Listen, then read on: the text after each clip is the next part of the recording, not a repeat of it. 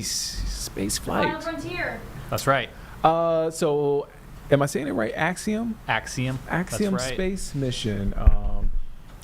You know what, James?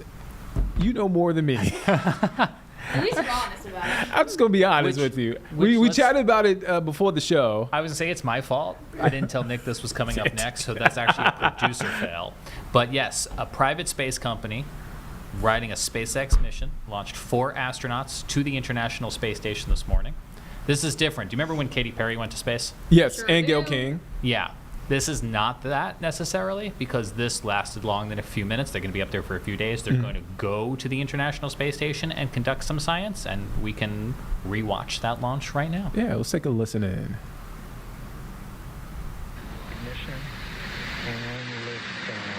Roaring off the same launch pad that sent Apollo astronauts to the moon, the Axiom 4 crew on board a SpaceX Falcon 9 rocket early this morning. For 3 nations, a new chapter in space takes flight.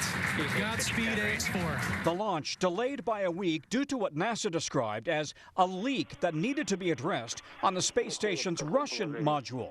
The Axiom 4 astronauts include former NASA chief astronaut Peggy Whitson and 3 new astronauts from India, Poland, and Hungary.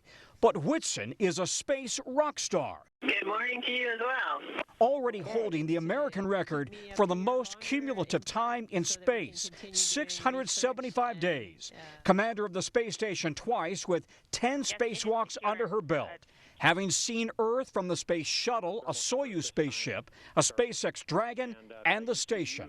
You never say never. I left NASA not ever expecting to fly in space again, and here commercial space industry and Axiom Space has allowed me that opportunity in just a few years from my retirement from NASA. So things are changing very quickly in space. Very quickly. This 2-week mission will focus on 60 scientific studies from around the world. But this is Axiom's ultimate goal, to build the first commercial space station dedicated to making medical and science breakthroughs in microgravity. The Axiom station will start by attaching a module to the I.S.S. as soon as late in 2026, then eventually separating and floating free on its own, a sort of floating science lab for the world. So James is, you see him right there on your screen. He is our space expert. That's nice of you. He's a transit space guy. And so the interesting part about that story is Axiom is building a space station. Yes. So, Nick, they want to be one of the companies to build their own privately held space station. The one that's up there now, first pieces went up in 1998.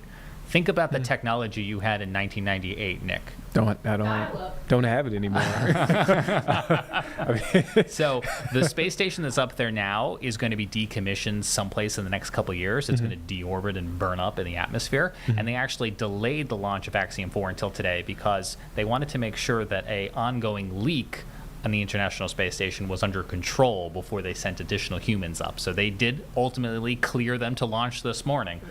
But yet another kind of health check on the ongoing International Space Station. That is, again, a collaboration between NASA and Russia and other government organizations. But in the next few years, they want to hand that over to private companies. And did I read that correctly? India and Poland are a part of this as well? Or am I off? Or did I read something wrong? Yeah, no, that sounds right. I mean, the current space station has dozens of countries that send up astronauts, and then there are a couple of mainstays that kind of run the operations. Man, fascinating stuff. See, this is James, space transit expert. You have to give him that.